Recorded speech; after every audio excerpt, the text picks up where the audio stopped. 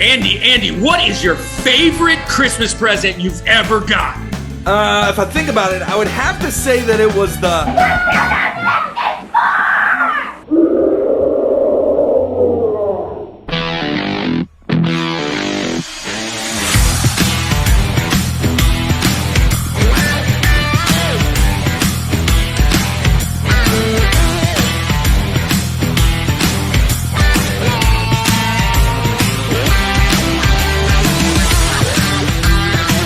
Welcome to the Rushmore Show, where it's all about your top 4 and nothing more. Man, I am pumped for today. Look, Kirk, we are wrapping up our video game month with a banger. Obviously, my background is proving it that I've changed it up a little bit today on purpose, because we are talking about one of my favorite of all-time consoles, one of the most difficult Rushmores for me to think of. We're obviously going to talk about the Nintendo 64. But Kirk, tell the people, how awesome has Video Game Month been? How much have you enjoyed it? Well, I've already said it.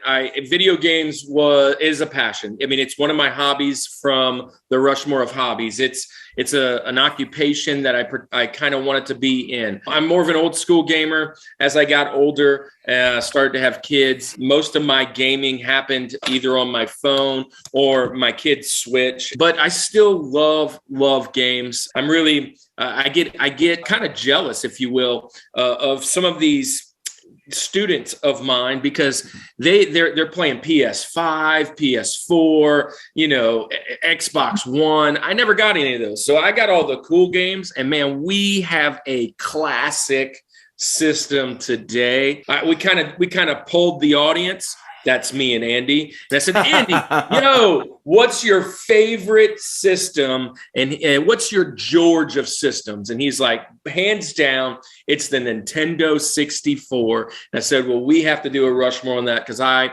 absolutely love the 64. And so I know you're excited. Yeah, man, Nintendo 64 came out. I was, 7, 8, 9, 10, kind of around that age, which is the prime time of video game fun in my life. So I'm passionate about this one. It's the first time in a while that I've changed my background for something, so it's got to mean good, something. Man, right? I love it. I got my background going. Some of my games you haven't seen already. Got some of the Nintendos up here, but I never owned a 64, dude. I never owned one, but one of my great friends, it's a very vivid memory. My very first station at Cannon Air Force Base, not where I got the name for the little guy, but at Cannon Air Force Base, I met one of my dear friends, Ronald Hoon. And Ron just retired from the Air Force, which tells you how old I am. But he had a 64, and we would stay in that dorm, 18, 19 years old, and we played the crud out of this thing. And so almost every game that I love tremendously came from either there or me playing the game later as a downloadable or something like that. Right. On the Switch. So, man, I love the games. I just never owned one. So there you go. So we have a very special guest today, Kirk. Why don't you go ahead and let the people know, who did we bring on today to discuss Nintendo 64 games? Yeah, I'm going to welcome in one of my favorite people today. He was a student at the Atlanta School of Ministry while I was the director, as well as an instructor there, and kind of helped see him grow and do ministry and move forward. And the most amazing thing is, he's also a YouTuber, and he's using his platform for some amazing things. I think 10, 11, 12,000 subs he's gotten so far on Prophetic Word. We're going to welcome my good buddy, Joseph Sadar, to the Rushmore Show. Welcome. What's up, Joe? Oh, man. Thank you so much, Kirk, for that really lovely introduction. I'm reminded how much of words of affirmation are just my love language. So thank you, man. I feel very, Joe. Look, Joseph, tell me a little bit about who you are. Tell the Rushmore community how they can find you on your prophetic ministry, because man, I love it. I listen to it. I know you drop once or twice a week when you can. And then also tell us, why on earth would you be on a video game Rushmore, much less the Nintendo 64? Yeah, no, absolutely. Thank you again, Kirk, for that lovely introduction. But as Kirk has told you all, my name is Joseph Sadar. I am alumni from the Atlanta School of Ministry. Me and Kirk hit it off really, really well, upon meeting him. And since I've graduated, I've kind of started my own YouTube channel called Joseph Sadar Ministries. It's my name and then ministries at the end, where I pretty much just do a lot of preaching, prophesying, all that good stuff. I just, listen to what the Lord tells me and I just speak it. And I also have another channel that I do with another alumni. Randy, our buddy Randy, mutual good friend of ours. And we have another channel where we just talk a lot about world events from a Christian perspective. And, we do a lot of preaching and teaching on there as well. So, that's pretty much what's been occupying my time since I graduated from the School of Ministry. And the reason why I would love to come on here and talk about the N64 games, and just video games in general.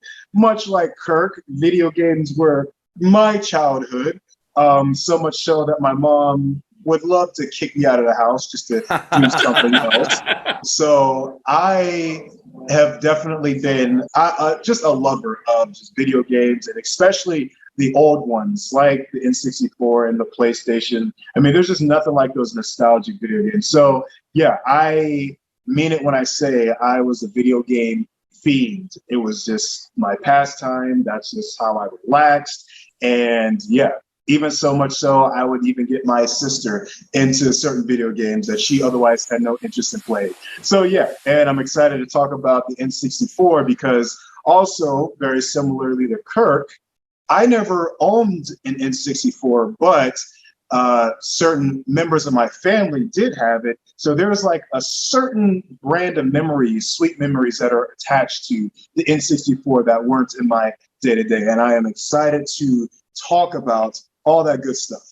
Ready to spill the tea on some N64 games. So, dude, I am so excited. I think we're going to have a few Crushmores.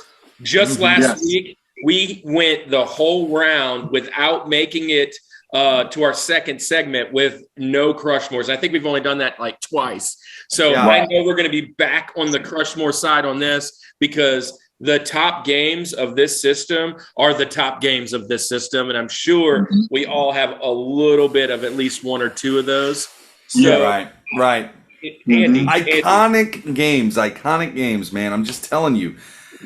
Anyway, so we're going to talk about hot takes later in this episode. Just a heads up, and I've got some coming in hot. I've got some thoughts about Nintendo 64, so I'm pumped for this one, man. So hey, look, let's not waste any more time. Let's get into our Rushmore of N64 games. Let's do it. Let's do it.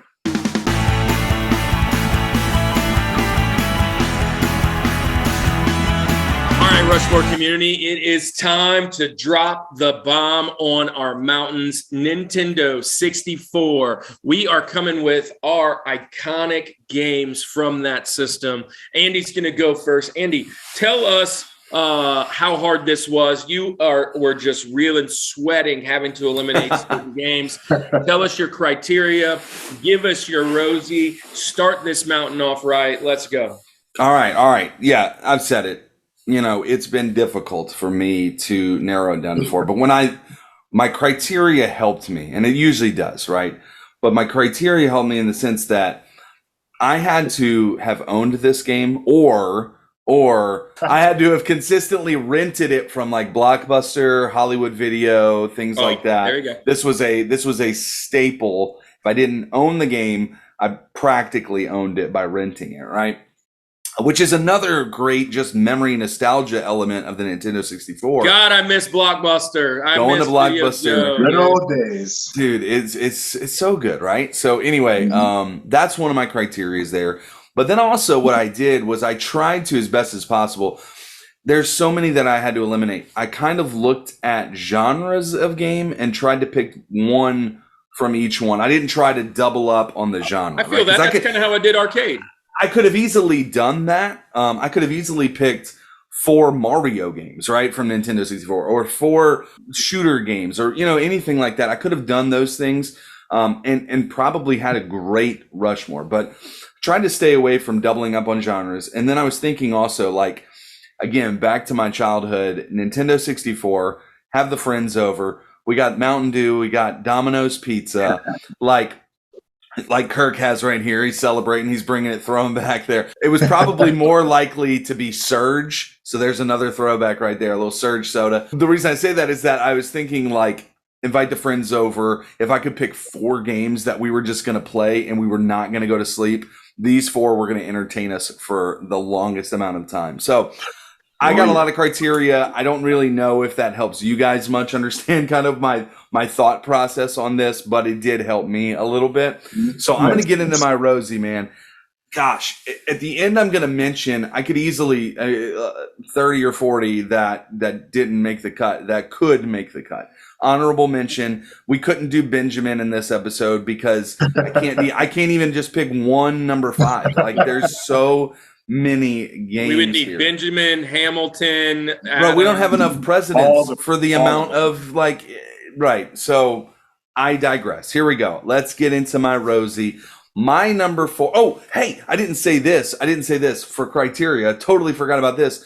I looked at the game as the whole package, right? Not just the gameplay itself, but, you know, the graphics had to be pretty cool. The soundtrack was a huge part of this too. So as the whole package, anyway, I got a lot of criteria. I obviously love the Nintendo 64. So let me not delay it anymore. My Rosie, my number 4, and brings in a great soundtrack. We're going to go with Tony Hawk's Pro Skater, man. Tony Hawk's Pro Skater.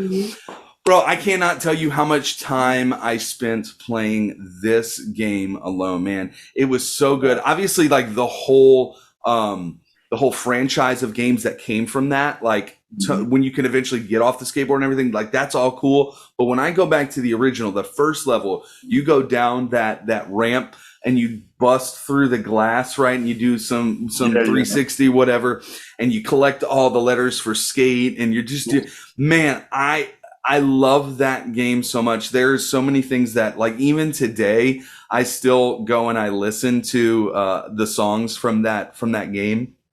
They bring me right back to that place. It was a cool game that, like, also, I know we're not talking about PlayStation here too, but it was out on multiple consoles. So you could play it on N64, you could play it on console, you could play it on your computer. I even had it on my computer at home. Like, you could play it, like, Game Boy had it, right? Like, obviously a little bit different version for Game Boy, but, like, so many different places that you could play that game. And who would have thought? Like, did they really know how huge of a franchise this game was going to be when they released? Dude, I just bought this game for Switch.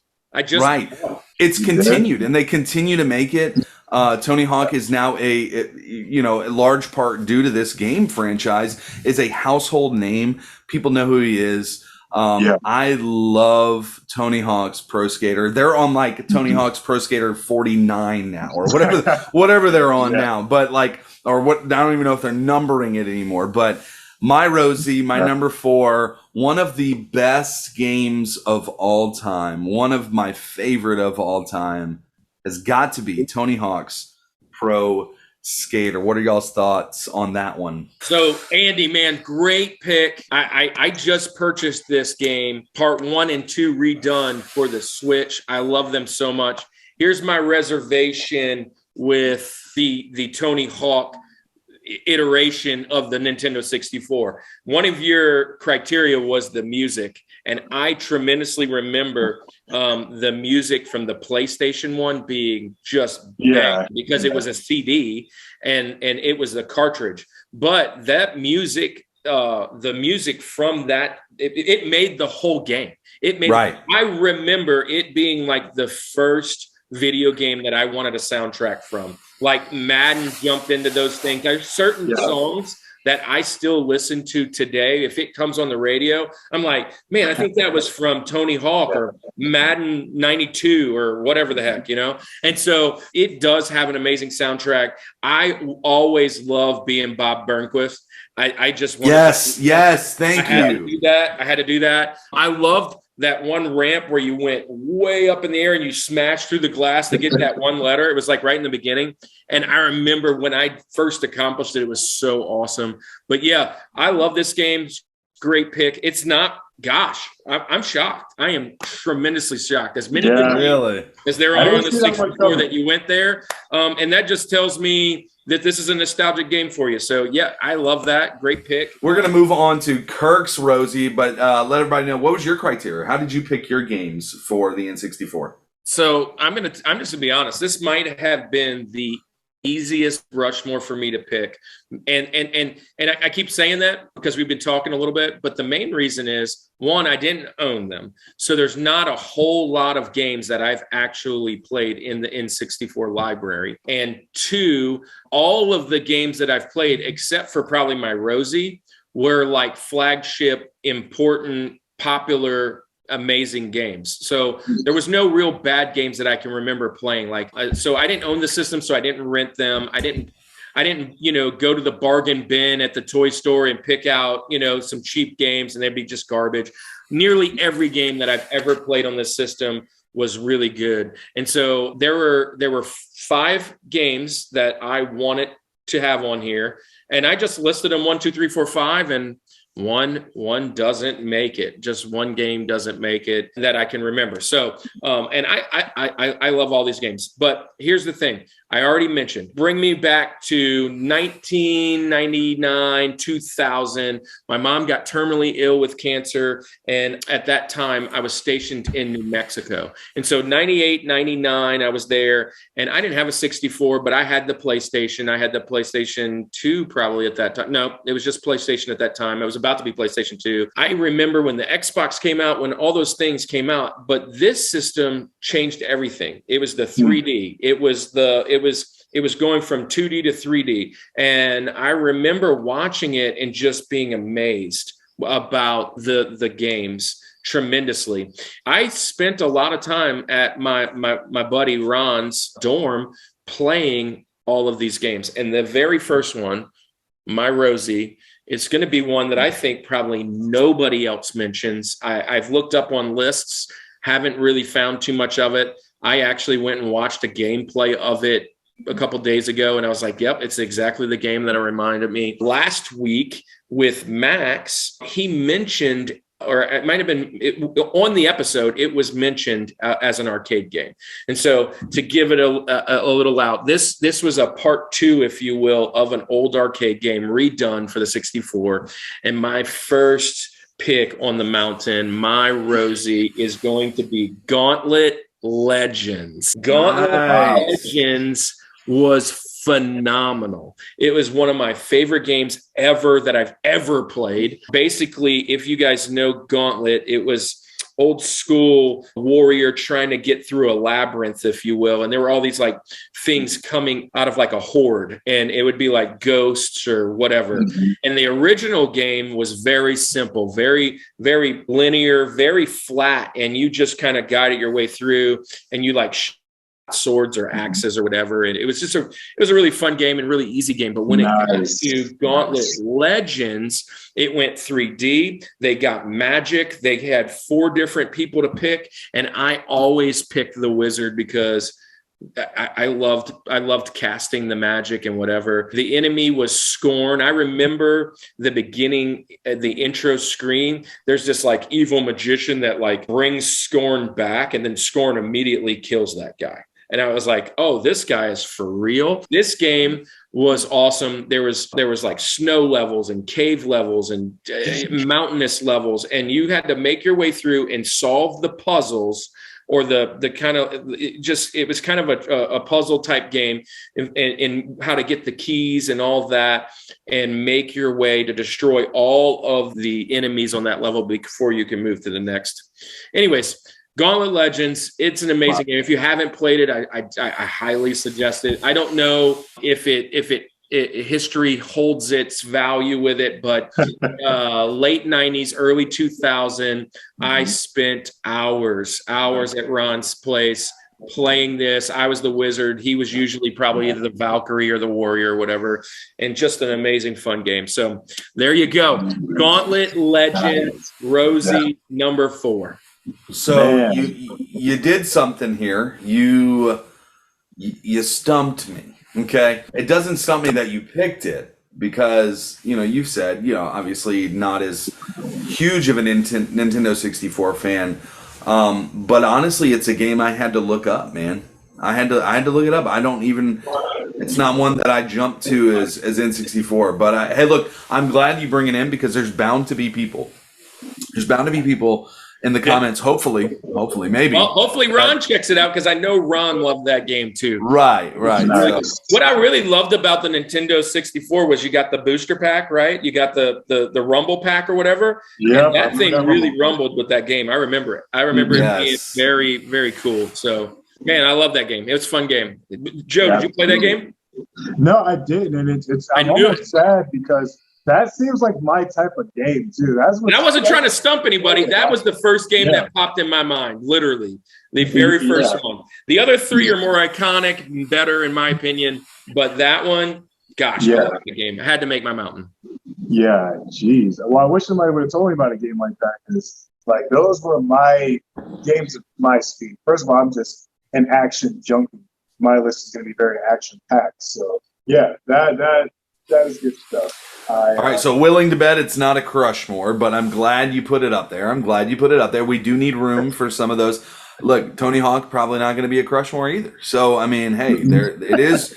It is what it is, but I do appreciate that pick. So, Joe, we're going to move on to you. Welcome our guest here. This is your first time participating in the Rushmore Show, at least on the episode. Let the people know, where are you going? What's your criteria? How did you pick your 4 Nintendo 64 games? All right. So my criteria on how I picked my 4. So for me, video games, like we all agree, was a big part of my childhood. So the way I fell in love with certain video games was I was just very, very connected to the story and the replay value.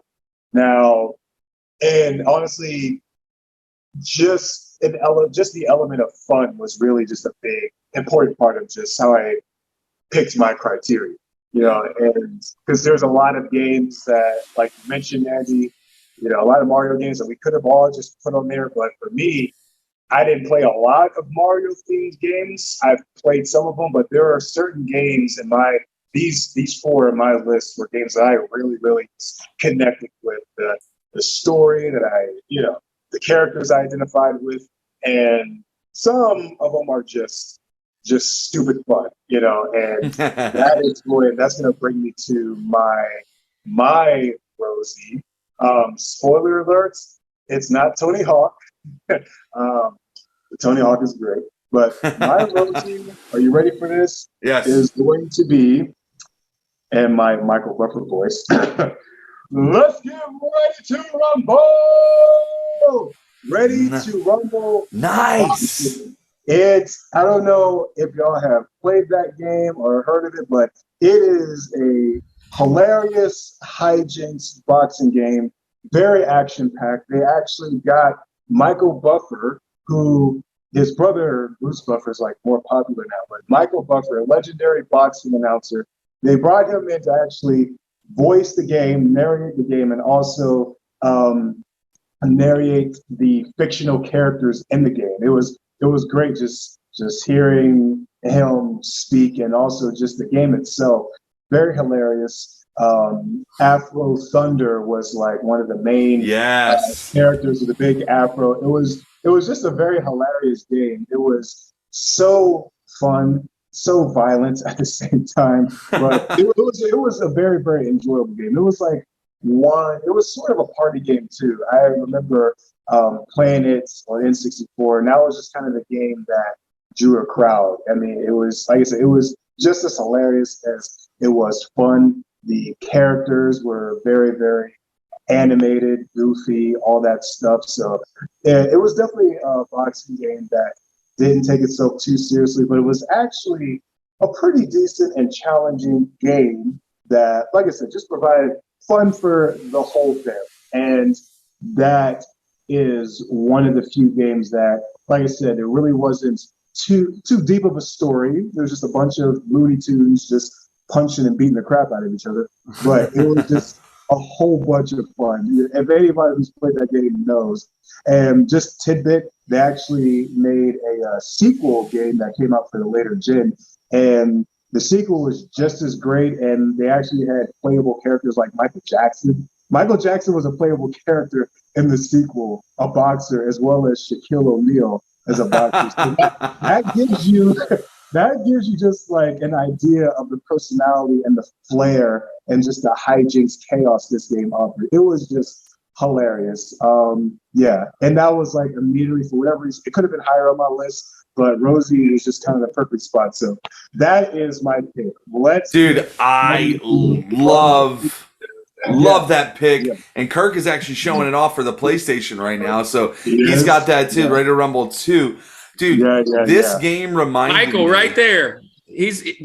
Michael Jackson. Dude, I was going to say, this game, they really had Michael Jackson as a playable character. You stole it. You stole my thunder. But, dude, Andy, that game was dope, right? Dude, this game made me think of, like, the NFL Blitz version of boxing. Yeah. It was just exactly what it's just so fun. I mean, there's what more can you say about it? Great pick, man. Gosh, I love play this one. right now. I want to play this right now. So Kirk, next time I come over to your house, we are getting this all together. We're going to play some of these games. We're going to try Tony Hawk for the Switch. We're going to do all these games. I looked up a Nintendo 64 on Amazon. It's running about $160, $170. So I did that too.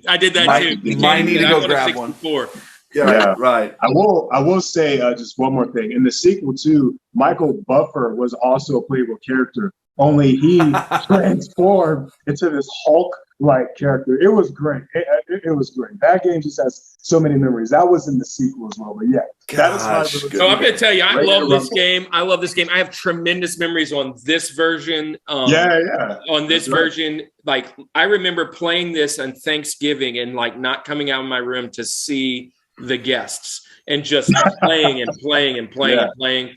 I do remember some Michael Jackson and Shaq and all that. But what I love about this game is there's only two other boxing games that I would even put close to this. Two. Dang. That's the original Mike Tyson, right? Sure. And the Super Nintendo's Punch-Out.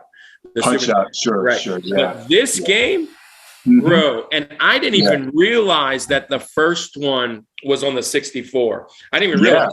Dude, that is a phenomenal pick. I love that pick. Dude, I bet with the Rumble Pack, that thing was dope. Yeah. And the one that you have that you just showed, that one is the sequel. And honestly, that one is better almost in every way. And the first one for the 64, also the PlayStation, was also really great. But that one that you have, Kirk, that took everything great about the first one and it just made it all better in the sequel. So great pick. Afro Thunder. Yeah. Love it. Thunder. I love that pick, man. Well, look, we went through the first round. No Crushmores, and I kind of know that. Rosie, it's kind of hard to get those sometimes because we're kind of getting our obscure ones, the ones that mean a lot to us. So, Andy, I know you're about to pull out some bangers, man, some iconic games. What do you have for us for TJ Jazzy Jeff? TJ Jazzy Jeff. Okay, so this pick right now, I don't believe. Look, I'd be surprised. This one does rank up on, like, if you look up best N64 games. I consistently see this one. I don't think, and maybe I'm just thinking of it wrongly, I don't think of it as like the most iconic N64 game, but I will tell you this. I had this game and I played it all the time. Like, I'm going to say that for every one of my picks. But I remember this game so much. And actually, this game is the sequel to an original game. So I actually enjoyed the second version better. And I'll tell you why. Nice. But my TJ Jazzy Jeff, my number 3 on my Rushmore is Banjo-Tooie. I love Banjo-Tooie. Banjo-Kazooie is great. Banjo-Kazooie is a great game. I love that one too. But Banjo-Tooie, so for those that haven't played it that don't know, you're Banjo, you're a bear. Basically, you're going on quests. You're going through, at the time, like, it feels like an open world. It's very much like Zelda in the sense of, like, you can go around the world and kind of turn around and do those things. And you're collecting items, the golden jigsaw pieces, or the music notes and different things, and you're beating the bosses, you're doing all this kind of stuff. But in Banjo-Tooie, so Kazooie is your partner. He's a little bird that's on your back. And in Banjo-Tooie, you actually get to switch and control the bird as well. So it was a lot of fun, man. It's a game where it's another one that I always think of the theme song with the banjo playing, like the bluegrass music and everything.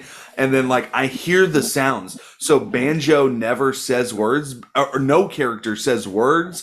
They all just go. Like, they do all these, like, noises. And, like, but, like, they have the subtitles and stuff. So Banjo-Tooie is such a fun game. It was one of the games, too. And, Kirk, you talked about, was it a week or two ago, you talked about how, like, one of your things with games is that you're a completist, right? Like, you want to complete all of the tasks.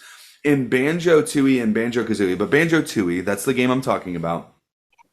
It was very much like you had all of these kind of like sub quests and things you could do too. So there were so many components of what you were doing the whole time that it kept you interested in the game. It kept you going.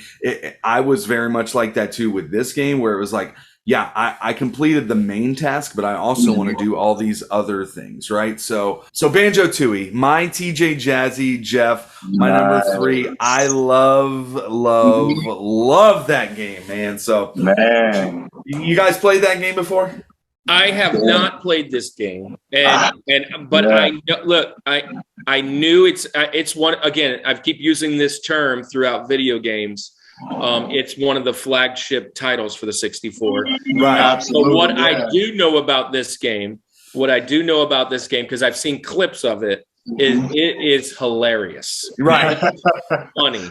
Some of the clips that I saw, like some of the dialogue that's going back and forth, it's just a funny looking game as far as it's been well written. And it seems like, like a Mario or a Jack and Daxter or one of Ratchet and Clank, kind of open world but not open world kind of game. And it just seems fun. It seems fun. And I did know it's Banjo and Kazooie and Banjo-Tooie. And once you did Banjo, I was like, oh man, I know where he's going. So yeah, it's got the bear, the bird, and I think in Banjo-Tooie they add a third character you can play too, right? But like nobody ever plays them. It's like a bear or something. Or so Banjo is the bear, but so you can play. From what I remember, I'd have to jog my memory some more, but from what I remember, you can. There's is it like an old man or something? I watched a video of this. So what you do is you like transform into other things too throughout. Oh, okay. So like there's different characters and things that you can do. It just really expanded on, like, Banjo-Kazooie is a perfect game. It's a great it hits every check mark that you want for just one of these kind of games. Banjo-Tooie just expands on it and adds other abilities. Like you would shoot different eggs as Tooie, or it was Kazooie, but you would shoot different eggs and they have different powers. Like one was a fire egg, one was an ice egg and it would freeze people. One was like a little, you would become like this little, you can get in small spaces and things. So man, just a great game. I can't talk more about it because it's just, it's so fantastic. It's a good pick. So what's your take, Joe? Yeah, no, just Banjo. Just like you, I haven't played it. I've heard a lot of good stuff about the first one. Yeah, the first one. But honestly, Kirk, I agree with most of you said. Just looking at it, it looked like a whole Ratchet and Clank, Jack and Daxter deal. And those are also my type of games. It looks very, very, it looks just very, very fun. But I haven't experienced this gym. Those are my favorite kind of games. My favorite kind of games are exploratory, where you have to find items and whatever to get tasks done to get to the next space. Yeah, I love those kind of games, man. Awesome. Andy came locked and loaded, man. I'm like, bro, I'm telling you, I'm not playing around. I'm not playing around today. So absolutely playing around. All right, so sure. so That's look, good. I'm going to jump into my TJ Jazzy Jeff, and this one to me is also a game that. So I remember Ron having 3 games. 3 games. 3 of those are on my list. 3 of those. All right. These are the only 3 I remember him having, and all 3 of these games are amazing. So, I don't own it, but I do own the Wii version, and I'm going with Smash Brothers, man. Super Smash Bros. Bro, I love this game. It was mind blowing when it came out, and I was like, Mario can fight Link. And look, I'm 10 years older than you guys, so at this point, Dragon Ball Z and Pikachu, and Pokemon and all that stuff, all these animes that were coming over, I really didn't get into those because I was now in my teenage years at that point. But this was the very first time I got to play Pikachu. Look, I remember lightning bolts and whatever. I was like, this guy's cool. So he was obviously my favorite Pokemon right off the jump because of this game.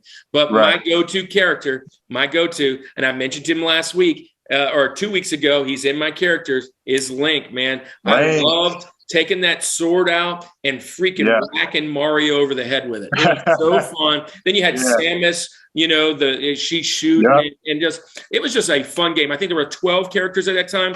This one here, though, there's like a million. Which we tried playing this today, and unfortunately, it won't read my disc, and I was so sad. I didn't want it to play this today to get ready.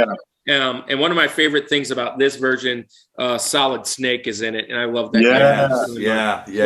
But my go-to guy in this one, this is like 3 or 4 versions in, still Link. So there you go.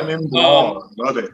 Yeah. So my game is going to be Super Smash Brothers. I love that game. Gosh. It's Max. So that's 1 and 2. Bang, bang, bang, bang. There we go. Good pick. So you said your go-to guy, because we've talked about this. There's when you have games that you can have multiple players that you select out of. It's like the original personality test. Like forget the Enneagram, forget the Enneagram, forget the all the other ones. If you tell me that you pick Link, that tells me a lot about you. It tells me great, it's good things. It's good things. So my question then to you, Joe, if you're playing this game, whatever version you want to say, okay, if you want to stick to N64, if you want to select whatever one. Who is going to be your go-to pick when you're playing Super Smash Brothers? Man, it's tough. It made me so happy because I think it was a couple episodes ago somebody had picked Star Fox, and Star Fox is my guy. But that's what I'm talking about. Really fast, Smash Brothers has gotten so competitive that's just like. I think Star Fox might have been my favorite level. You were on the spaceship? Oh, yeah. Sure. Yeah. Favorite level. Yeah, Star Fox was always my guy, man. I always loved him. It's funny because Link, bro, I don't know what this says about me, but I could never be good at Link. I don't know what it was, but every other person would have. I just liked his sounds, too. I was better at it. Yeah.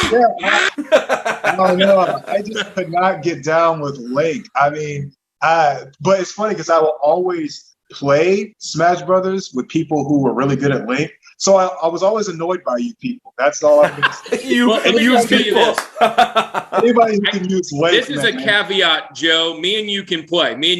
Because here's the deal. Sure. One thing that I've learned, I am a really good solo gamer.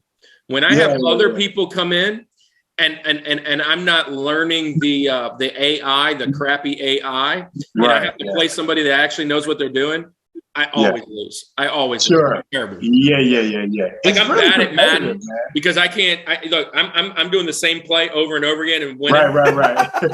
Yeah, it's a very competitive game. That was a really good pick, Kirk. I mean, and it's been people, do tournaments with Smash Brothers. I mean, I know it was big a couple years ago, but yeah, like you said, just the variety of characters. Even back then, it was a very revolutionary game for one. Like I love the idea that Nintendo sat around and said, you know what? We have some really big fighting games out there. We don't want to put the blood and the gore and all that out. So what we're going to do is we're going to take all of our licensed games and we'll put them all together and have them fight each other. That's awesome. I was like, wow. Wait. It's not cheesy either. Like, it's great. It's a great game. So good pick. All right. Well, look, Joe, TJ, you mentioned before the show started, this was the tough one for you. Yeah. This was a tough one for me. And it's relatively simple one, but it could still be a Rushmore.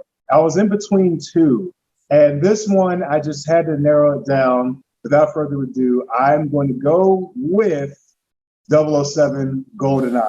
Now, that is just one of those games. I will preface this, right?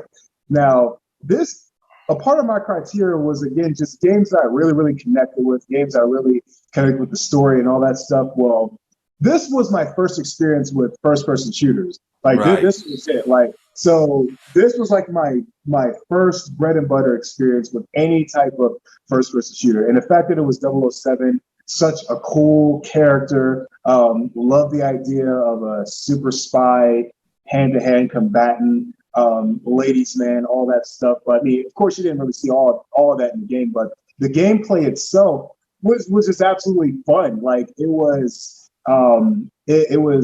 absolutely fun just navigating around. I love the shooting mechanics, all of that. But I'll tell you what really did it for me, y'all. When I discovered cheat codes for that game, changed the game on a level that I was not ready for, man. The big head? You remember the big head cheat code? The big head, like the guns golden, unlimited ammo, all that stuff, invisibility. It was just insane. Like, I literally broke that game playing it. And I'll just say that was one of the systems that my grandparents owned, ironically. And when I would go to see them for the summer, I would tear that N64 up, and they had that game, and it was over, man. Like, I was not letting go of that N64. It was just a really, really good time. I loved it. And every time I see, even to this day, when I see first-person shooters now, whether it's Call of Duty, Modern Warfare, whatever, I just always compare to 007. I'm just like, y'all are just trying to copy the model from 007. I know what y'all up to, but yeah, no, that was just my experience. I know first-person shooter is its own genre. But yeah, but that is it. 007 GoldenEye, that is my TJ Jazzy Jeff. Man, great pick. Great pick. GoldenEye 007. I love that one. What a iconic Nintendo 64 game. Kirk, what do you think about GoldenEye? Very iconic. Listen, he said a lot of the things that he said. First person shooter that I can remember. I remember around the same time was that Metal Gear Solid kind of that I was talking about, and Solid Snake. But the idea of the four player battle royale, if you will, that was so much fun for the 64. Right. Let me just throw this out there. One of the coolest things about the 64 was that it had 4 controller ports, and you could play games like this with multiplayers. Usually, and before that, usually it was only 2. So the Bond game really kind of stepped it up with that, and the music's great. So, and I mean, it's one of the best probably licensed video games. It's a great game. Great game. Yeah. Good pick, Joe. Good pick, Joe. We have now made it halfway through our Rushmores, and we are moving on to Mr. Link. Mr. Link, here we go. Here we go. The reason that I did not comment much on your last game is because we got to crush more, baby. Let's go.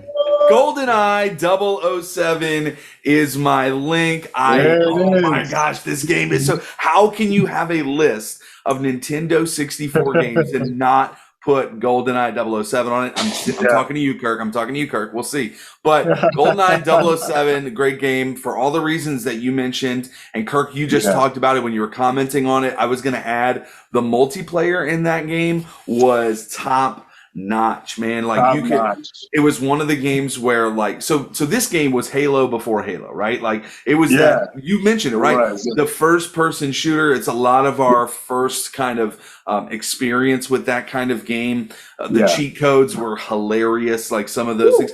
Paintball mode was fun. Like you ever play paintball mode where you see like all the splatters? The golden gun. With the golden gun, if you would get the golden gun, like one shot and it's over. Let me tell you, I remember playing this game. It was so freaking intense, man. Like, because not because just of the game, but that soundtrack, dude. Like, you were like, it got you invested. Like you were in it, man. I remember one of my favorite TikToks is that guy that talks about the pause screen. Dude, the pause screen. The pause screen. How many games can you think of where when you hit start and you go to pause that you're like, man, I don't want to get away from this. You haven't seen this TikTok. Guy pops in the office and he's like, dude, I need you to set up whatever. And he's like, I got you. And he's like, make it good. The pause screen for this game is insane. Dude, that game is so fantastic. I could talk about it so much. I remember the level where you start off in the AC ducts and you're kind of working your way through and you look down and you're in the bathroom and there is an evil guy there. I was going to mention that. I do remember he is in the stall and you like have to like snipe him out of there. Bro, this game is so good. Like, it was good. Gosh, and then the first level, the dam, right? Like where you go through and the alarms are sounding and everything, and you have to like jump down and parachute off of the dam. Like, oh my gosh, the game is intense. The music is top notch. The multiplayer aspect of it was so cool. I can't like I played the story mode. Obviously, like we played through that. But if I went back to play it, it was always multiplayer. Like hardly were we because like you said, hey, the 4 ports, right? And you could it was that one where it was like going back, it's one of my favorite things about Super Smash Brothers and one of my favorite things about Gauntlet Legends. All 3 of those games were multiplayer. So GoldenEye 007, what more can I say? We've talked about it for a while now, but it's a classic. You gotta love that game. Gotta love that game. So, Kirk, well, look, it's Link, and you're going to have to talk a little bit more about it because it is a triple Rushmore. GoldenEye coming in hot for number 2. This is the 3rd game my buddy Ron had was GoldenEye, and man, we played the cartridge to death. I don't know that this game got so much playing time. The modes that a 4-player mode was fantastic, but I loved going over there. And I remember asking Ron, "Hey Ron, can I go over to your place and just play GoldenEye and try and get through without nobody there?" Because whenever there were people there, you had to play multiplayer, right? They're not just going to sit and watch me go through the dam and all of that. But I remember going over there and playing this game. And man, that game was before its time. The only thing that I can remember playing similar to this prior to this, obviously I mentioned Metal Gear Solid, which really trying to hold back some of my comments. But one of the things was Doom and Wolfenstein 3D on the computer. When they went 3D, they kind of brought that kind of like labyrinth type movement through. I loved how they added the map and all of that. You're kind of trying to figure out certain things. And it was a real strategic game. I remember having to be quiet and stuff like that. Dude, this game is legit. It's got to be on your list. And I know for the Nintendo 64, there are several Bond games, right? One of them, which is a little later, Perfect Dark, was a freaking phenomenal game like Bond, took all of that stuff and kind of almost increased it better. And it didn't get a lot of love, but that game was fantastic. Fantastic. Yeah. I've watched people speed run that game and play it online. It's just a good game. But both of you guys are right. This is this was the maiden voyage of the idea of what we see as first-person shooter. Fortnite and all of PUBG, Call of Duty, Gears of War, all these games have GoldenEye to thank for it. So, right. Thank including you. Halo. I mean, all of them. And look, they're all great games outright and have advanced it far surpassed what this game is. I don't even know if this game holds up. I have not played it in years, but I do remember it being that first one. And I love the controller, how they put the joystick in the middle, because ever since then, I'm terrible at first-person shooters. I mentioned this with the 2 out here, but I can remember playing it like this much easier for me. And so I remember that little Joy-Con being there. This is a great game. Has to be on everybody's list. If it's not on your list, you don't know Nintendo 64. And I'm just throwing that out there. But these are the 3 games. So Ron, thanks for providing entertainment for me back in Cannon Air Force Base. But there's the 3 games, man, that I can. GoldenEye 007, I think it's a game that supersedes this just being a Nintendo 64 list. When I think of video games that have had impact on me, like, this is one of the top video games of all time for me. Now, I don't know about everybody, but this is such a great game. But I think that people are probably getting tired of us talking about GoldenEye by now. But I hope all of you in the Rushmore community agree with our pick. So with that said, we're going to move on to Joe. Joe, what is your link, your number 2 on your Rushmore?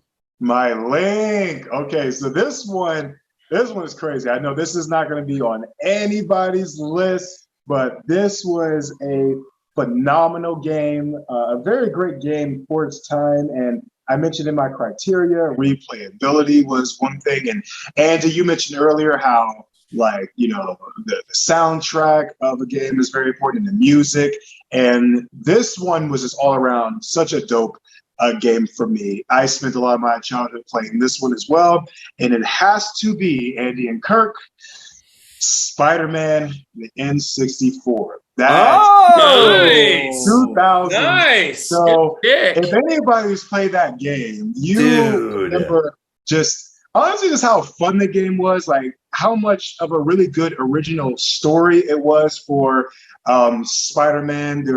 It was very, very action-packed, even for the very simple controls, you know, for its time. And not only that, but the music in there, like the soundtrack was really interesting, but it was very good. It was a mixture of like techno and grunge. And ask me, how much do I care for techno and grunge rock and roll? Zero. That is not me, but the soundtrack was really good. I still go back and listen to that soundtrack. But yeah, but anyway, the game were awesome. It has, you know, all of the Spider-Man classics in there. You had also Stan Lee narrate that. Thank you.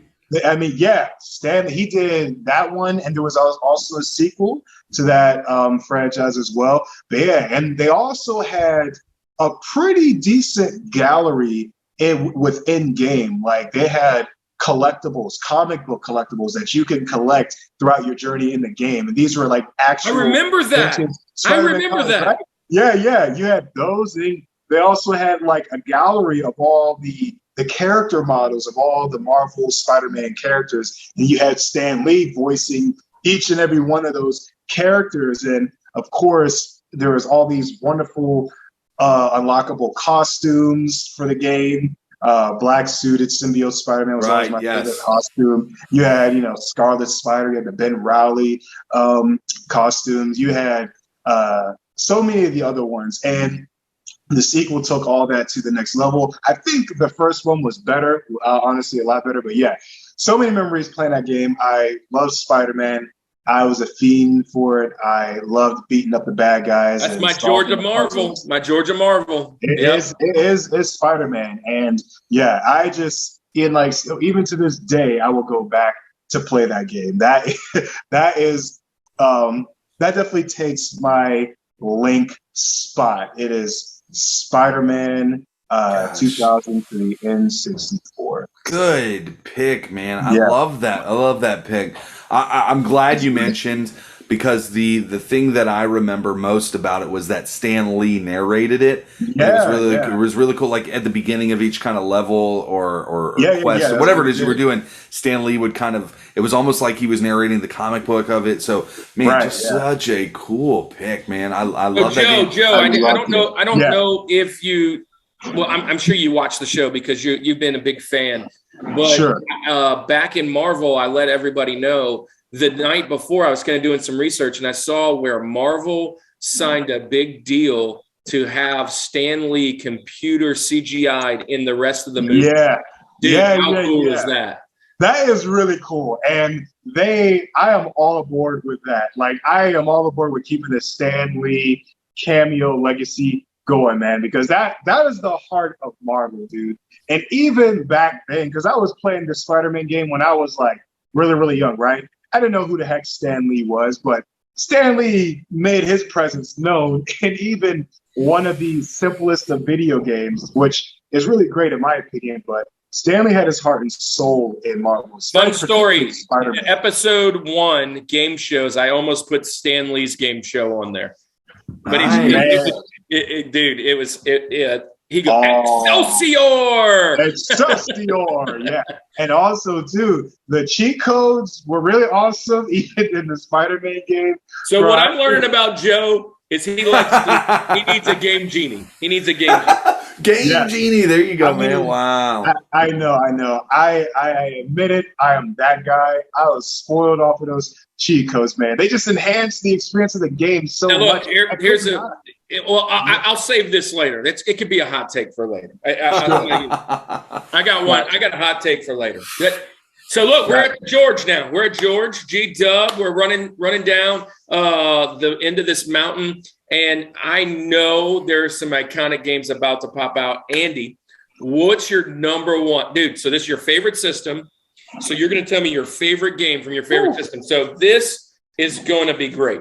This spot right here, this is a prestigious place on the Rushmore for the reason you said it. My favorite system. What's my favorite game from my favorite system?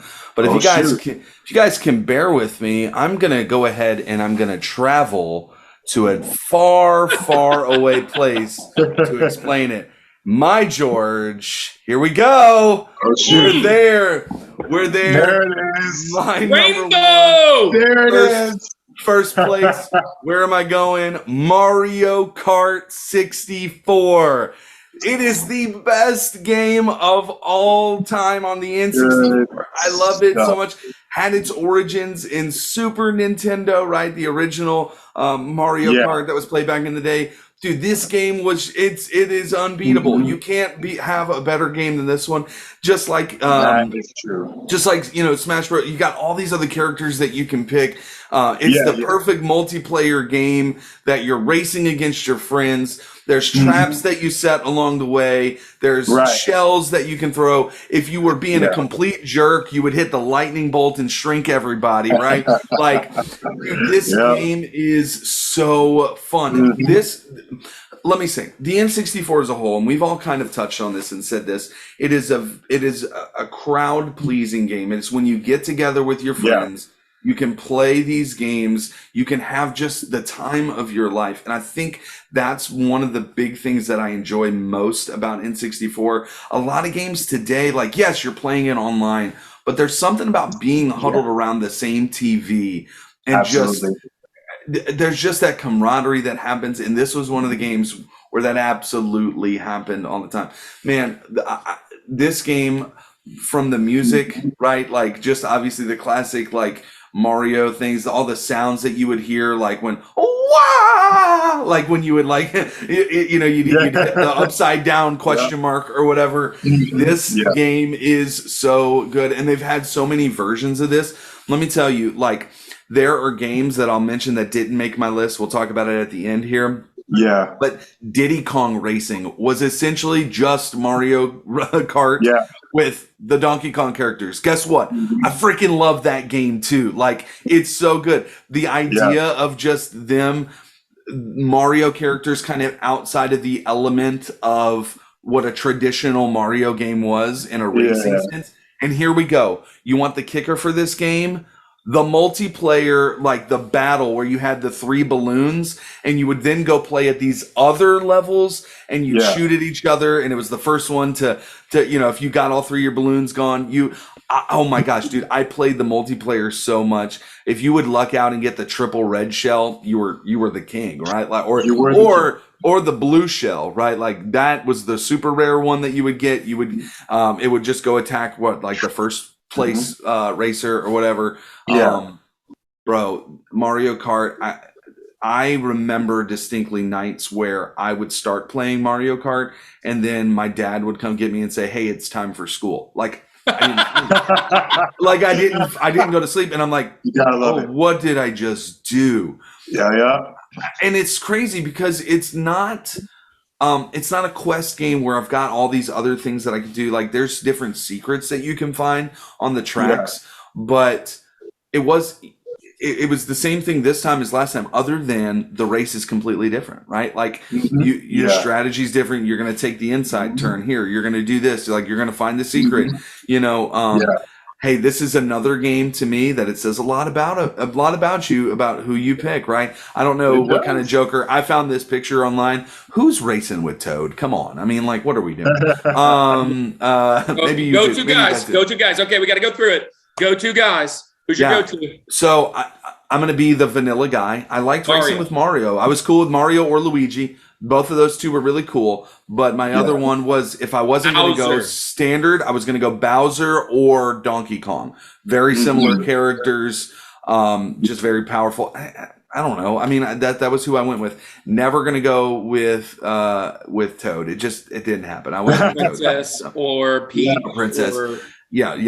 Yoshi, I would do Yoshi. Yoshi's cool. Like I'm fine with that. So you could pick like the difficult levels, and one of the cool things too is like you would do the circuit. So like you would pick that level, and there would be 4 races within that. So you'd hit 4 different tracks, and like and that was cool. And then back then, did they do like 50 cc, 100 cc? Yeah. So you had that. So you could do the track at like easy, medium, and hard, basically. And you would get to the point where like you would time off that bing, bing, bing. And you had that and you'd have to do it. You couldn't hold down on accelerate because you spin out right off the top, and you're already behind. I was terrible at that. Yeah. You would you'd clog it. Or you'd hold down. You hold down the L or the R, and you would do the sharp turn. You'd bounce, and you could like drift. Yeah. Dude, there's one of them in the new one where you have to like gather rings or coins. Yeah, they're coins in the. Dude, that one is so fun and it's so hard. Yeah, I play it to death. It's a good game. And that's one game that I love playing with Can Man. So and the rest of the family, we actually have. I think actually, Andy, you've probably played it a few times being here. I came to your house and I played Mario Kart on your TV before. Great game. So that's the George. That's the George number 1 for me. That is a good pick. Go Bowser. Go Bowser. Let's go to your George. Kirk, what you got? I don't think it's a surprise. I've already mentioned his name like 3 times today. I know it's happening. Got to bring it out, man. Let's hear it. I gotta go. Legend of Zelda: Ocarina of Time. Good pick, man. Now there's several. Well, you could have went Majora's Mask. You could have done some other ones. I'm gonna go Ocarina of Time. Paul last week or 2 weeks ago really got on me because I said that Link to the Past is the best Zelda game ever, and I still stand by it. Link to the Past is the best game ever because Link to the Past is exactly what Ocarina of Time is, but brought to the 3D labyrinth world. It is the predecessor. That game, both of them are beautifully to watch. What I love about this game, I love Breath of the Wild too. Also, I should say not 2 because I haven't played 2 yet. I can't wait. But Breath of the Wild. But this was the first time that the map started to get really expansive. And then it also is the first time that the labyrinths and the different temples and things actually became more than just like a place where a bad guy is. Like you'd start to go and find and explore and do some stuff. And then I may be wrong. I may be wrong on this, and I'm okay to be fact checked, but I think this is the first time that we actually met Ganondorf instead of Ganon, right? Maybe, am I wrong? Maybe in this. So Ganondorf was the previous iteration when he was just a regular guy before he turned into that evil pig, right? And so I remember in the other ones, it was you always fought Ganon. But anyways, brought into some story, and then it had a big twist. And you know what? It's been 25 years, so I don't mind telling you the twist. But you hanging out with this character, and you find out, you think it's this guy, it's the last Sheikah or whatever, and you find out that it's actually Princess Zelda the whole time. And so and by her showing up ends up furthering the story. Great game. It was ahead of its time. Actually, it made the time for 3D adventure style gaming, role-playing, exploratory gaming. It is the George of those. If you like those style games, you have to have this on your mountain. If I was just to do Zelda games, it's on my mountain. I never owned this game at the 64. I've downloaded it since then on I had it on the Wii. I had it on I downloaded it for the Switch, and I have the port for the Raspberry Pi. So I've played it several times, but not actually on the 64 with the N64 controller. So I will say that, but it's a great game. Love it. I remember also the music. This game, the score to this game was so good, and the opening scene when he's on that horse, and you're like, "Wait, Link is riding a horse, right?" And it's like, dude, it just took it to another level. Love this game. Ocarina of Time, my George, N64 games. I can't say much more about it. It's great. It's great all around. I would give it, no less than a 9.5 out of 10. It's nearly perfect in almost every way. So, great pick. There's been a lot of agreement today. I know we haven't really debated a lot. Like we had Max last week, who totally ribbed me for Rampage as one of my picks. I do agree with this, that it's a good pick. The one thing I hold against it, and it's nothing to do with the game, it's just a personal vendetta. I had a friend that I would go over to his house, and he was a big Zelda fan. And essentially, I would just watch him play. Like, he never, like, it was like, well, this game's really boring. And of course it was, because I wasn't playing it. I do like the game. I like the semi kind of open world feel to things. I like all of that stuff. So I appreciate the game. I love the Zelda franchise. I really think it's just one of the premier franchises when it comes to video games. You go way back to the classics, and then everything that they're still producing now. Just a good pick. So, well, guys, look, this is it. The fact that I picked this game is big, because I had him on my mountain for characters. He was my Link. If we were to do video game styles or types, I would have that style or type game on there. Even all the other games that have replicated like a Zelda type game. But even some of the Zelda games would be on my mountain for favorite games ever. I love this character. I talk about, I would choose him in Super Smash Brothers. I would choose him in Super Mario Kart. I would choose him in a few different other places. I just love the idea of that adventure style game. I can get really immersed into it. Breath of the Wild, I talked about it already. I'm a completist. I tried to do every single thing possible. And because of this, I'm being honest, because of this, I actually was thinking, gosh, I really want to go start Ocarina again and just see if I can't go through it.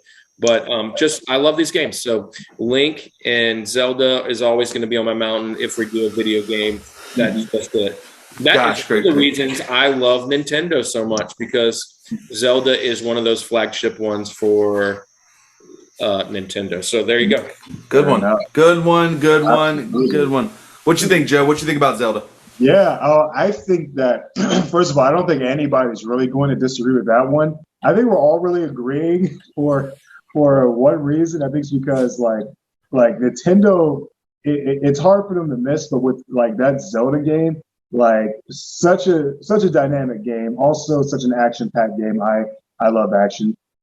Didn't really play it myself, only seen the gameplay, but I think, and I've listened to a couple of other people talk about their favorite N64 games, and a lot of people do make that one sort of like almost the top of their list. So, usually there's one game that people will put over that one, but usually that one is a very, very like fan favorite is what I'm trying to say. So yeah, I think that is a great pick. Just stuff that's in that game, like the horse riding and all that, the exploration, the adventure, that playing the songs on the ocarina with the yellow arrow buttons. Oh, dude, I missed that part. Man. Yeah, the cool thing about the soundtrack is that it plays a major part in this game. Right. Yes. Because you have to play the ocarina at certain types in certain ways. Anyways, great game. Great game. All right, so finish this mountain up for us. Finish our first segment. Joe, who is your George, dude? All right, so it's not going to be too much of a surprise. We do have another Rushmore. Spoiler alert, it's not Zelda, but I do have to go. Hey. I'm sorry, Andy. No, but I will say this one is none other than Super Smash Brothers. I'm gonna have to tie this one. I'll take it. I do have to tie this one in. I think Smash Brothers was probably the peak of my gaming experiences. Like, it was probably one of the peak experiences. Now, I did play more Melee than I did N64, but I do remember with N64, I remember I was I don't know. Me and my family, we rented this fancy hotel or whatever, and they had the N64, a complimentary N64 in the hotel. What? And what? Yeah. Nice. You would have went home with me back in the day. Sure. And one of the games was Super Smash Brothers, and I remember just popping it in, and like that. I mean, that was it. Like, I really was hooked. I loved playing as Mario. I just loved the innovative fighting mechanics for that game at its time. I mean, back then those fighting games were, very, very 2D, and, they Street Fighter and all that. And it was cool. It really was. But there was something innovative about the fighting mechanics of Super Smash Brothers. It was definitely a game made for all skills and all ages. You can crank up the CPUs, you can crank up their difficulty, or you can fight them at sissy difficulty, right? So, but it was just a very, very fun, a very majestic game. Like I said, Fox, that's when I realized I fell in love with Fox. That was definitely my fighting style, the lightning fast kicks. Love spamming those lightning fast kicks. Right. So I was trying to think, there were only 12 characters, right? So you had Mario, Luigi, you had Star Fox, Samus, and Link. Yeah. Pikachu. Wait. Was it Jigglypuff? I was going to say Jigglypuff. Yeah, Jigglypuff in there. Did you mention Samus? Yeah. So that's 7. I was trying to think the rest of these guys. Was it Kirby in it?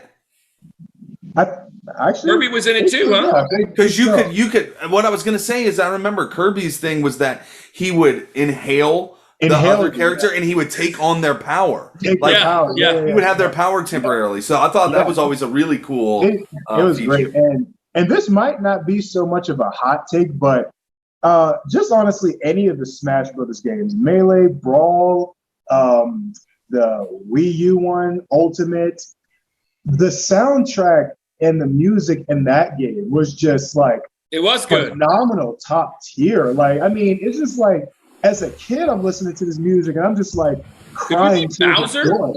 Huh? That's a good question. I don't know. He might have been in that game. Yeah. I don't know. My mind is just trying to think of what that. I know my computer just died. I'd look them up right now, but my computer's just tapped out. But yeah, but as far as like the soundtrack, the world must know. The world must know. I was so in love with that soundtrack as well. I spent so much of my years playing that game as well. It was probably the peak of my video game experience. Super Smash Brothers. Oh, dude. one of my favorite ones, Captain Falcon. Yeah. Come on. F-Zero. Falcon. Show me your moves. Yep. Yeah. Falcon punch. Yep. Falcon That's All it. right, so here it is. Captain Absolutely. Falcon, Kirby, Luigi, Yoshi, Ness, Jigglypuff, Link, Samus, Pikachu, Mario, Donkey Kong, Bowser, Pit, Ganondorf. Some of these must be later. Yeah, some of those are later because Pit was not in the first. Pit wasn't in that one. 64, yeah. So I don't know if that's the N64 version. The N64 version. So there were is this. 12 of them. So I would say Yeah. Captain 1, 2, 3, 4, 5, 6, 7, 8, 9, 10, 11. And I think there were 2 unlockables, right? Ness was one of the unlockables. Right. I don't remember Ness at all. And nobody ever played with Ness. Who cared about that? he was unlockable. I mean, that was yeah. Yeah. I mean, you had Donkey Kong. Yeah. Link, Yoshi, Mario. Donkey Kong, Kirby. dude, he used to put those hands out and do like that helicopter thing. Yeah. I do remember Great that. pick, man. Hey, look, we already love this game. It's a good choice. I'm sure it's going to be down in the comments. Tell me this. So everybody out there, we have a bunch of games actually that are multiplayer. So tell me if these games are some of the games you like to play. Who's your go-to character with Smash Brothers 64, Super Smash Brothers, Mario Kart 64, or Gauntlet Legends. Gauntlet Legends. With what's your guy there? Mine's the Wizard. Mm-hmm. But anyways, dude, good choice. Golly. Dude, let me tell you, there were so many games when I'm looking at this. I love our mountains, but there are so many games I talked about it that I had to eliminate. I didn't put Star Fox on there, and I love that game, man. Look, for my criteria for movies, quotability is huge. The quotability from the Star Fox game, use the boost to get through. Like, just all of this, do a barrel roll. You know, like, all of that stuff is so good. So that one didn't make it. Excite Bike 64 is a great one. I don't think I've ever played Excite Bike 64. I love that game, dude. I haven't either, So all of the, like, Madden, right? Like, Madden's a great game. NFL Blitz. Mario, Super Mario 64, and Mario Kart 64 were the 2 that I remember distinctly that I would probably have put on my list. I love DK 64, Donkey Kong 64 was a great one. Sure, you were going to have a couple Donkey Kong on here. Yeah, I didn't do it. For weeks, he's been telling me how amazing these games are. I know. Pick a single one of them. I know. And look, some kind of off the wall games that are classics for N64. Bomberman. Bomberman is a great game. I love that one. Never heard of that one actually. Do you remember the game? It's fun. Do you remember the game? I'm pretty sure it's on 64. That it was like for mature audiences only. It was like a squirrel. Conquer, yes. Conquer the squirrel. Yes. Conquer Bad Fur Day, bro. That game was terribly obscene, but it was fun. I didn't play it. That's the game that I was like, Mom, it's not that bad. It's just a car. It's just a squirrel, right? Right. Right. Dude, okay. So also, don't let your kids play that game. Also, I didn't mention it, but a lot of the WCW game was, and here's the thing about it. What I loved about all of the wrestling games, really, or at a certain point, the wrestling games did this. Dude, I spent hours on customizing a character. It was like I didn't even. It was almost like Netflix is now, where you spend hours just picking what you're gonna watch and you just don't do it right. Like I almost like spent my whole time. I'm like, well, I want to go to bed now. Like I didn't even get to wrestle with him. Like so, a couple weeks back we did Star Wars. Star Wars has some great N64 games. The Pod Racer game was fantastic. I love that game, man. So, gosh. Listen, I said it. There's probably 30 or 40 games that we can spout off right now that I just, dude. I'm still shocked you didn't do any Donkey Kong Country. But I did say that he was my character that I went to. One of my characters I went to in Mario Kart. I had to do it. Listen, it hurt me. It hurt me to not put DK on here. It really did. I guess what I'm shocked most about was the Banjo and Kazooie because that's a similar type game. Yeah. Banjo-Kazooie was where it was at, though, man. So, anyway, great mountains.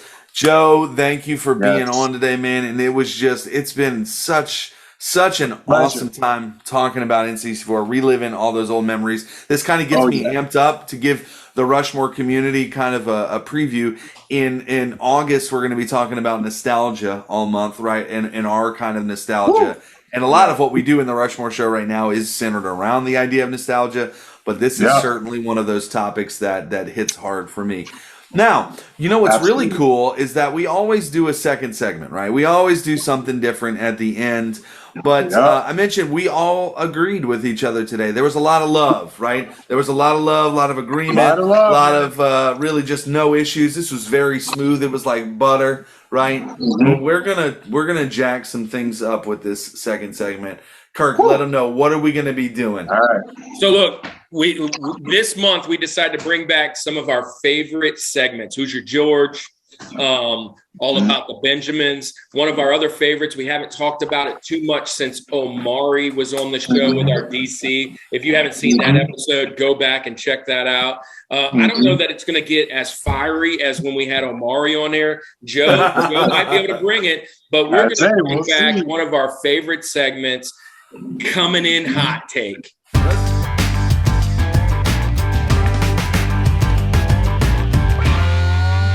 All right, Rushmore community, it's time for our second segment. We have gone through our list, our mountains of Nintendo 64 games. Now, here's the thing.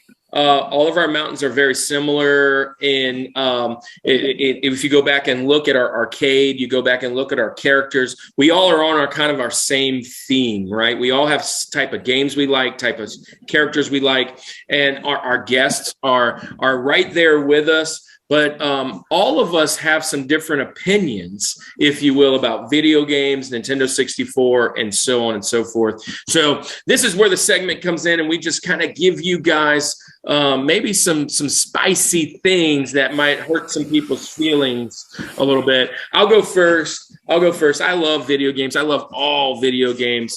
But I'm going to just go out on a limb and say, one, that the George, if you will, of video game systems is PlayStation 2. PlayStation 2 is by far the best system that's ever been out. And all of the iterations of PlayStation to me are better than Xbox iterations, better than even Nintendo. Nintendo is real close for me. Nintendo is real close for me. I will also say this, my second hot take, if you will. And I know we did Nintendo 64, and you're like, man, you can't bash on it. There are some games that in Nintendo 64, because they did the polygon, they did the 3D, they did all that stuff, that they just look terrible. They look terrible. One of the reasons I decided way back when to not get it, because I had the PlayStation going up against 64.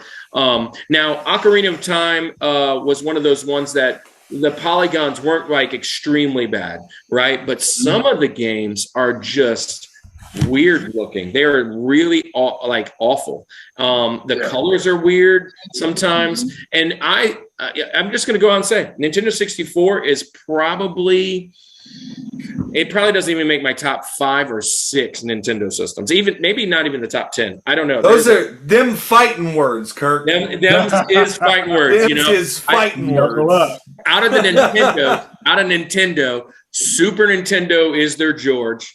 And then the Wii and the Switch and the GameCube, which I got one right there, bang, are on that list. The original Game Boy, the double screen Game Boy, the Game Boy Advance might even beat this out. But there are some really iconic games. But hey, look, it's about hot takes. And I'm going to tell you, one of the reasons I never owned this one is because I really didn't think that the library, that there was a ton of games that I wanted to own.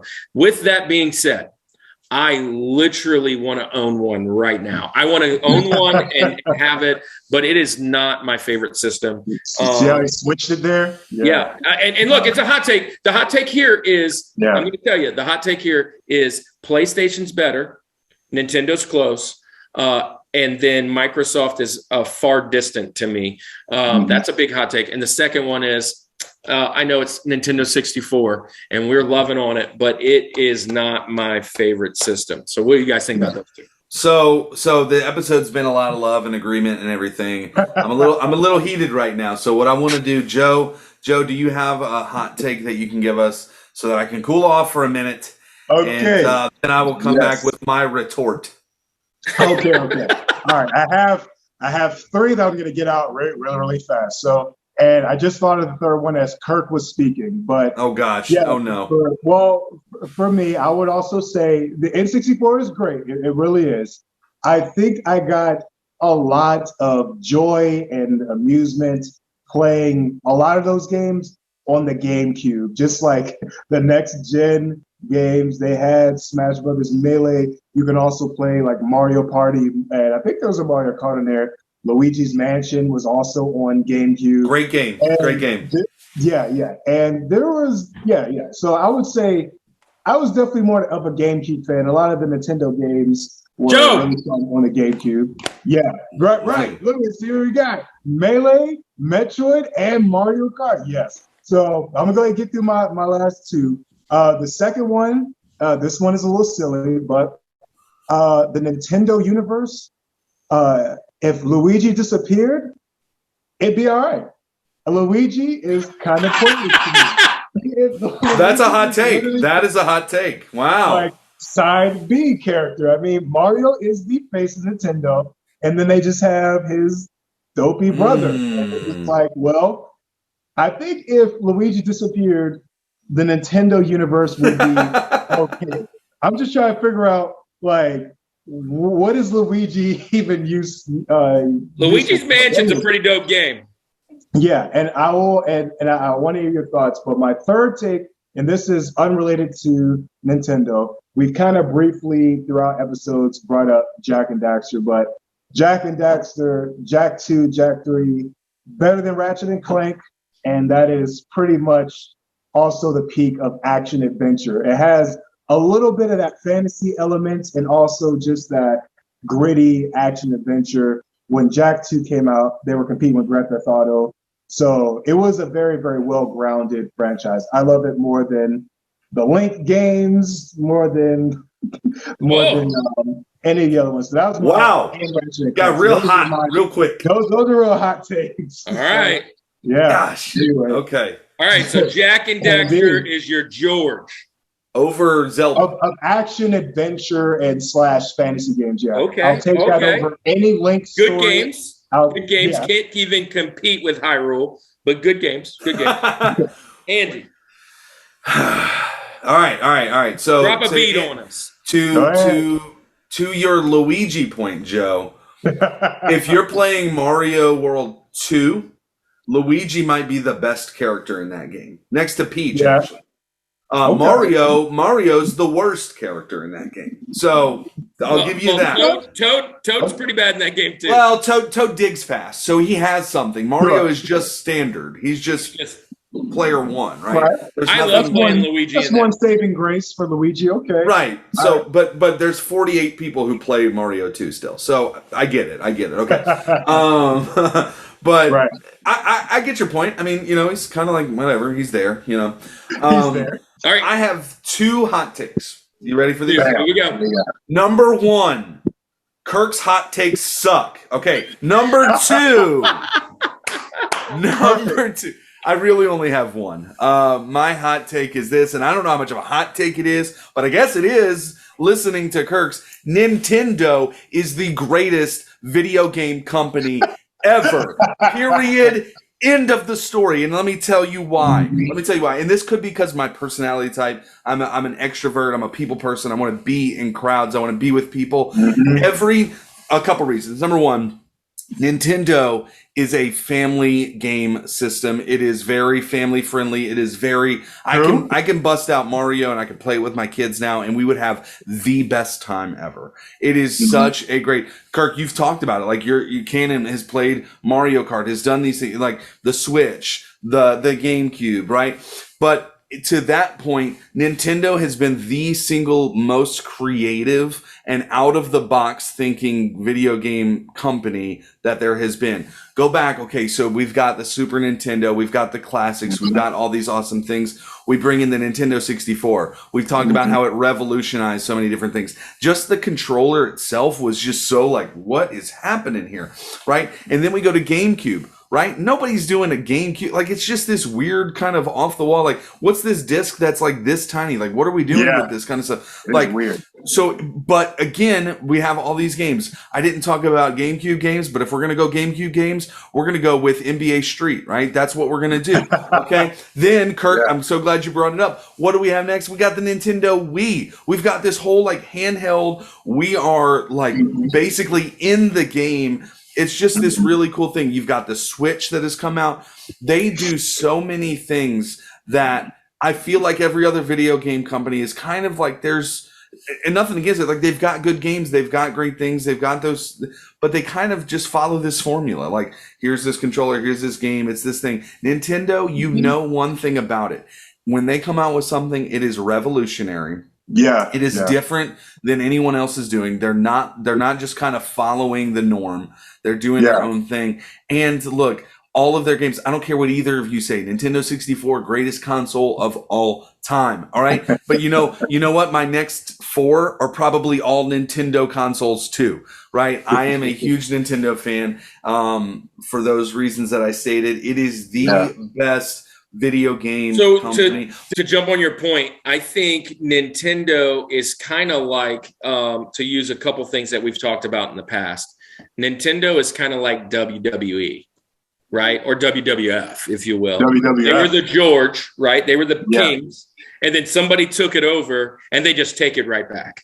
That's kind of how they just, you wanted to try that, but we did it again. Right. And so, right now, what I will say is PlayStation and Xbox are like almost the same thing to me. Like, it's the same games. They got all the same games, right? Like, pretty much. I mean, pretty much. If you play PlayStation, you can play. It just depends on which controller you want to use. Nintendo does their own thing. The Switch is like brilliant. It's brilliant. But it is the PlayStation 2, number 2. It revolutionized games.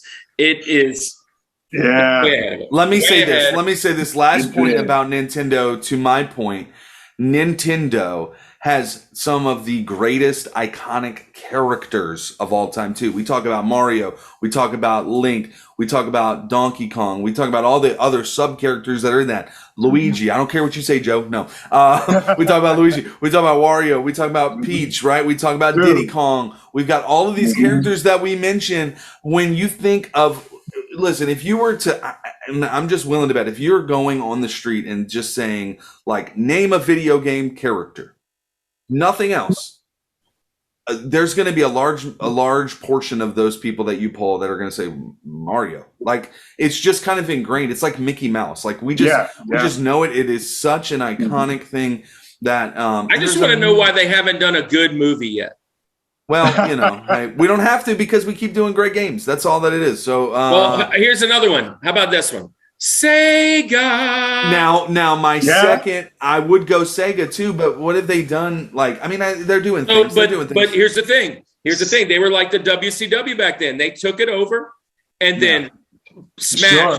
Not only we're going to smash you, then we're going to take your games, Sonic, and we're going to put them on Nintendo now. My hot takes are, number 1, Kirk's hot takes suck, and number 2, Nintendo is the best video game. Yeah, I'm just gonna go out a limb. Nintendo, I don't think will ever die. They're going to continue to do something great. Yeah. And because Xbox is owned by Sony, or PlayStation's owned by Sony, and Xbox is owned by Microsoft, I don't think they're ever going anywhere either. That might be a hot take too, but I think all 3 of these, we're going to continue to get outpriced and over and over again. But here's the thing.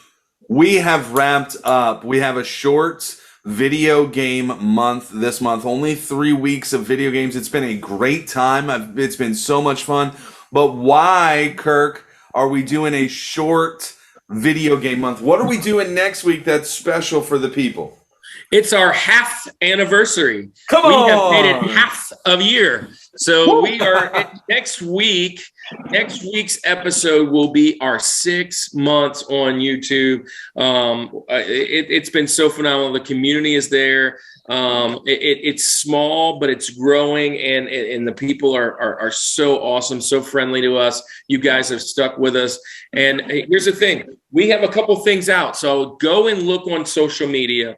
Tell us some of the Rushmores and things that you want to see coming up. We have a special 6 month anniversary episode that we're having planned. We're thinking maybe going live. We're thinking maybe doing a whole bunch of our second segments. We're thinking about maybe bringing on maybe the Rushmore of guest speakers. We might do. Joe might make it. You might. I don't know. We might let the people vote on this, but I don't know. I mean, there's the Rushmore of shows. There are several shows that are just flying. 2 weeks ago, our episode with, or 3 weeks ago, our episode with Paul, fastest growing ever. And then he comes back and he nails another one and it goes crazy. Maybe Paul's the guy. I don't know.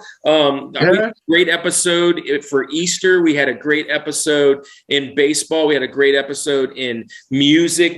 What was about Dallas and Celeste when they came on? Celeste were we're going to recap. We're going to recap some of our fun times, some of our Rushmores, and it's going to be exciting. It's going to be a time where we can kind of chill and relax, and then plan out and let you guys know what the next 6 months has for us, for us to celebrate our first year anniversary. So we're halfway there, man. We're halfway there. Here's the other thing that's going to be cool. There's been, you guys only get to really see like what happens after it's been edited and everything's been in there. We have so many hilarious kind of behind the scenes stories that we want to share. I have a favorite story that I need to share with you guys. There are so many stories that we can't wait to share it with you, kind of tell you about the origin, how this all started. It's just gonna be a blast. Also, if you have questions that you want to ask us that we can talk about on the episode. Next week is going to be a very special episode. Make sure you tune in. Make sure you've subscribed, you've hit the bell, you've commented, all those kinds of things.